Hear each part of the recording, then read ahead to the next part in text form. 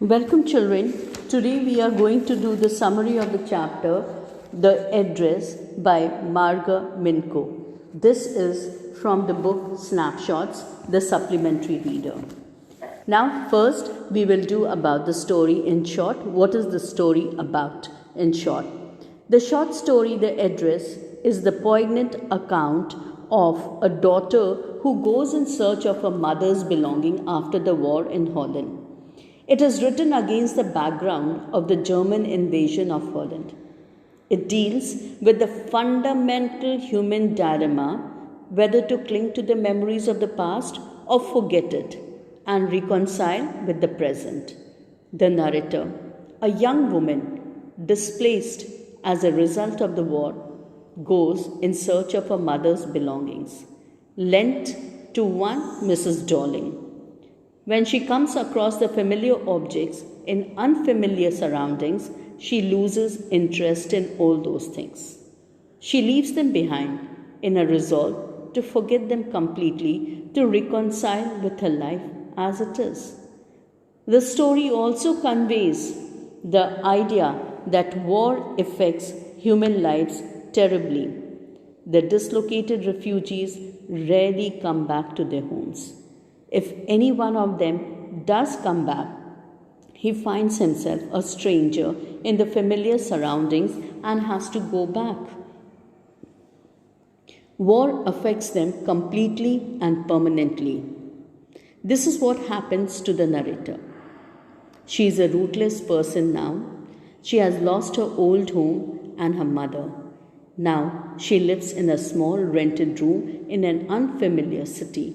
So she has reconciled to the idea that now she has to live, she's not going to get back her things, and she doesn't want to get back her things because the place where she is living, it's very small, and she wants to get over these memories. Though these memories are important for her, but she doesn't want to be wrapped up in these memories and be related just to the past. She wants to get on with her life and want to make her future better.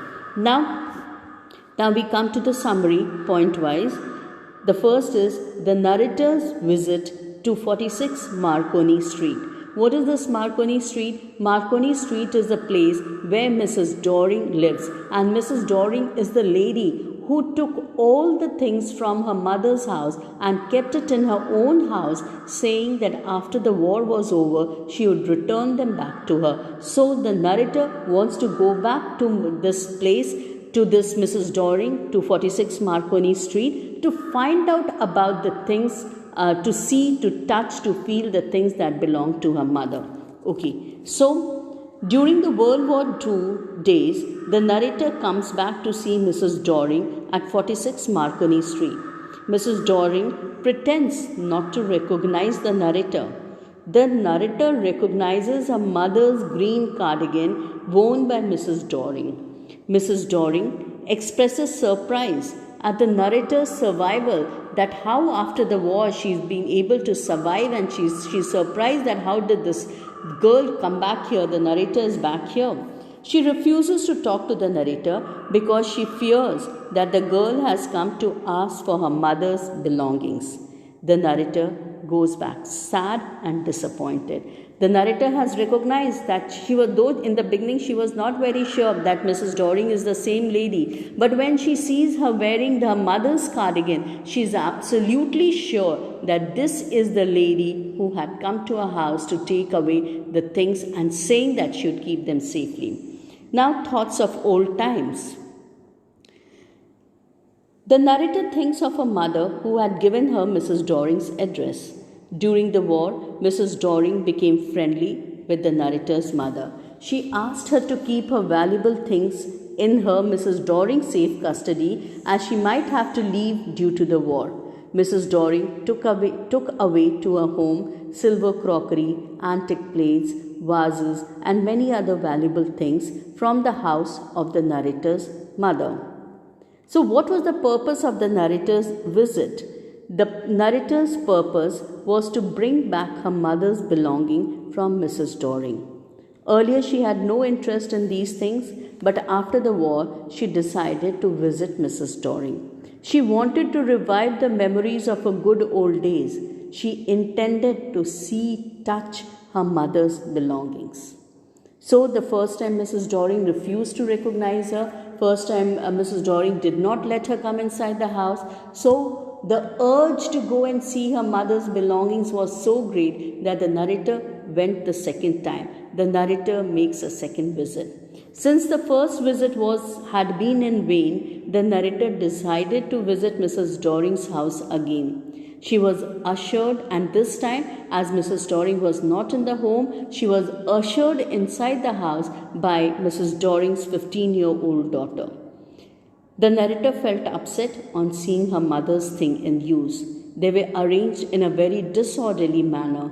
She saw the green knitted cardigan faded with overuse. She observed that the candle holder was not used as it was difficult to handle, and the woolen tablecloth had the usual burn mark. So everything that was familiar, it was there, but yet it was unfamiliar to her because they were not arranged properly, they were not kept properly, exactly like her mother used to do it. So she found this a little awkward, little different. So though the objects were familiar, yet the way they were placed, the way they were kept in that room made them, they were in a strange surrounding, in a strange environment. So it made the narrator feel awkward, and these things she found them to be unfamiliar. Okay, now we come to what happened after that. When she saw all these things being used in that house, when she found all these things, she found that she was connected to these things, but yet she found them unfamiliar. So what was her reaction? The narrator felt oppressed. She felt that the objects of her past had lost their value since they had been in a strange surrounding. She realized that she would not be able to use these things in her small rented room. So she resolved to forget the address and forever and left the house. The past is painful and is gone, and she knows that it is better to forget what is painful. So she realizes that something, her past is painful with memories and all these things. So what is painful, we should allow it to go, and the narrator also allows the past to go and to continue with her life, to get on with her life, to make her future better. She decides to reconcile with her life as it is, and best to forget everything. I have tried to put everything in very simple words, and so that it will be easy for you to understand the chapter and answer the questions. Thank you very much, children.